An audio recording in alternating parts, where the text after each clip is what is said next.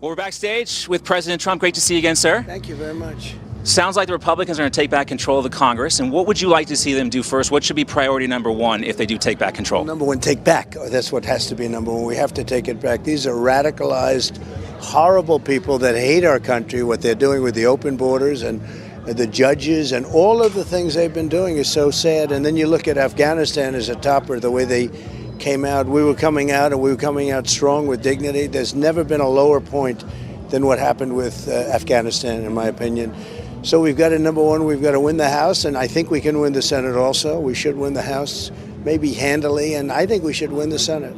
We heard some lock him up chants for Dr. Fauci out there. What about holding Dr. Fauci accountable? Well, he is accountable. He's somebody that has done some pretty poor work. You know, with me, he wanted to keep it open to China, keep it open to Europe. We would have lost hundreds of thousands more people. But he wasn't a big factor in my administration. But Biden has made him a big factor, and they have done a horrible job on COVID, or the China virus, as I call it. But they've done a horrible job. What would you be doing differently right now when it comes to COVID? Well, one thing, no mandates. The mandates are killing our economy. I'm convinced that when you have supply chain problems, you can't get paper, you can't get lumber, they can't build houses, they have no nails, they have nothing. And I think to start off with, the mandates are a disaster, and people just aren't working. You can't get people to work because of the mandates. So that would be the first thing I'd do, because I think it would straighten up, help straighten the economy. The other thing you have to do, unrelated to that, but you have to do, is we were energy independent, and now we're reliant on OPEC and Russia, and we're reliant on all of the people that it's like it was 5 years ago.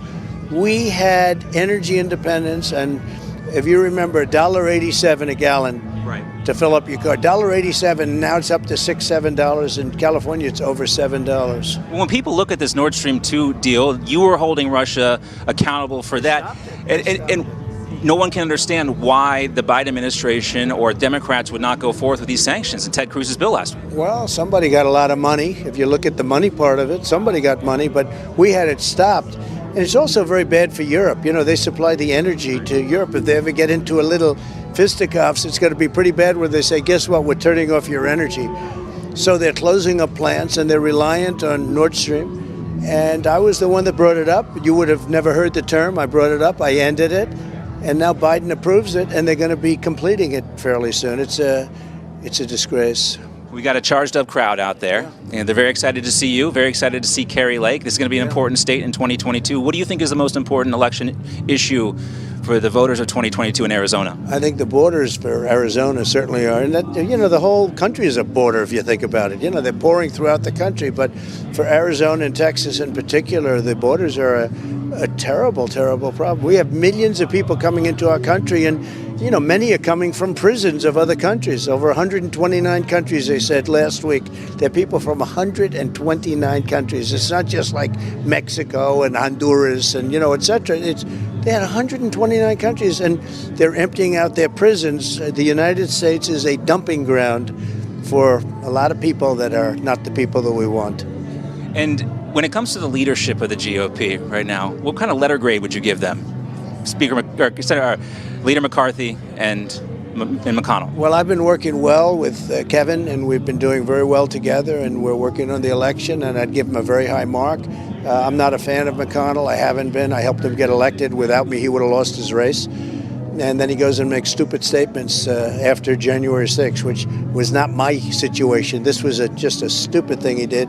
But he's a bad leader. He gave them 2 months. That 2-month stay, that 2 months of adjustment gave them a power that they should have never had.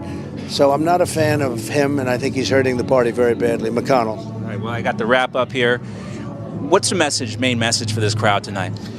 Well, it's a message of love. I mean, our country's going to hell. Our borders are open. You take a look at what's happening with our economy and inflation, and you look at fuel prices. Nobody's ever seen anything like it, where it costs 4 times more to fill up your car today than it did a couple of months ago. I mean, 9 months ago. We had it down to a level that it was so good, great for the industry and also great for the consumer, people that want to fill up a tank. No, we're a country that's in serious trouble, but we'll turn it around. We're going to fight very hard. We're going to turn it around. I say, make America great again. All right. Mr. President, always great to talk. Thank you very much. Thank you. You got time for a quick selfie? Yeah, go ahead.